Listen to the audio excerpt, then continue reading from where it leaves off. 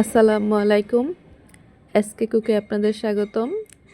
আজকে রান্নাতে সরাসরি চলে আসছি। আজকে খুবই তাড়াহুড়া।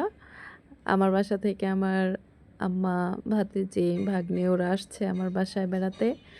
তো সব কিছু রেডি করে রান্না অলরেডি বসিয়ে দিয়েছিলাম। হঠাৎ করে মনে হলো যে আপনাদের সাথে শেয়ার করি। তো আমি রান্নায় মাংসটা আগেই বসিয়ে দিয়েছিলাম, এখন আলু দিয়ে দিয়েছি। মাংস দিয়ে আলু দিয়ে আসলে বৃষ্টির দিনে খিচুড়ি মাংস আমাদের খুবই ভালো লাগে, সেই জন্য খিচুড়ি মাংস রান্নাটা অনেকটা হয়ে গিয়েছে, মানে কষানো হয়ে গেছে। এই পর্যায়ে আমি পানি দিয়ে দিব। মাংসতে ঝোল রাখবো, কারণ খিচুড়ি দিয়ে খেতে কিন্তু মাংস দিয়ে খিচুড়ি মাংস ঝোল দিয়ে লেবু দিয়ে খুবই ভালো লাগে। মাংসটা হতে হতে আমি এদিক দিয়ে আমার মশলাটা কিছু শেষ হয়ে গিয়েছিল। আদা আর পেঁয়াজ ব্লেন্ড করে নিচ্ছি। আদা আর পেঁয়াজ ব্লেন্ড আমার রান্না করতে গেলে যদি সব না থাকে আমার একদম ভালো লাগে না। যখনই দেখি মশলাগুলো শেষ হয়ে আসছে আমার মনে হয় কখন আমি এগুলো গোছগাছ করে আবার আমি স্টক করব, সেই টেনশনে আমি থাকি। তো একদিকে মাংসটা হতে দেরি হবে, কারণ আমার আম্মা আবার একটু শক্ত মাংস থাকলে খেতে পারে না, নরম হইলে খেতে পারে। এজন্য একটু বেশি ঝোল দিয়ে বসিয়েছি, যেন ওদিকে রান্নাটা হতে থাকে আর আমার এদিকে মশলাটাও আমি কমপ্লিট করে ফেলতে পারি। তো আমার মাংসটা রান্না হয়ে গেছে, এখন আমি খিচুড়িটা বসিয়ে দেব। ভুনা খিচুড়ি না, এটা হচ্ছে নরম খিচুড়ি, যেটা নরম খিচুড়ি দিয়ে ঝোল, গরুর মাংস আলু দিয়ে খুব টেস্ট।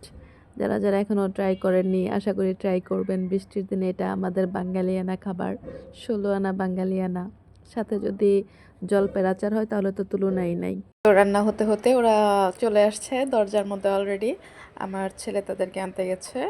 ওদেরকে সিএনজি রিজার্ভ করে দেওয়া হয়েছিল আমাদের বাসায় আসার জন্য, কারণ আমার আম্মা একটু অসুস্থ ছিল সেজন্য।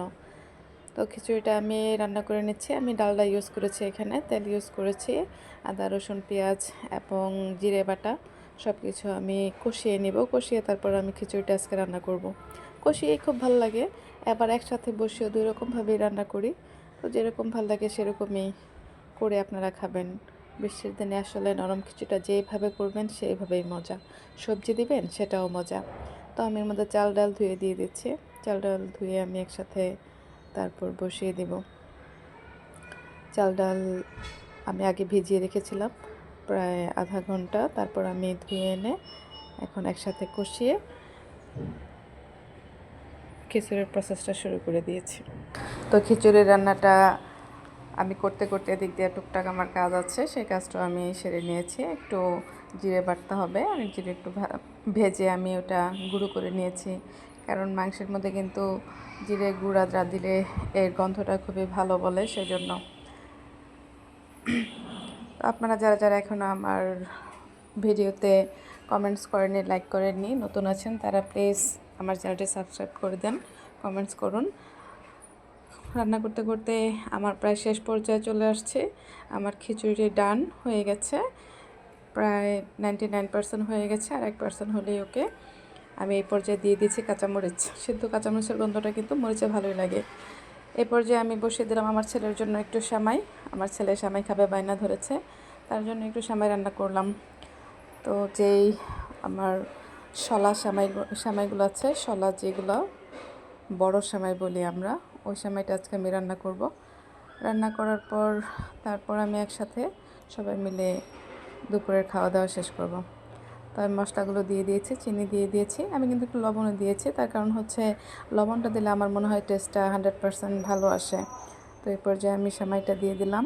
সেমাইটা সিদ্ধ হয়ে গেলে তারপর আমরা একসাথে খাওয়ার প্রসেস এবং আইটেমে চলে যাব।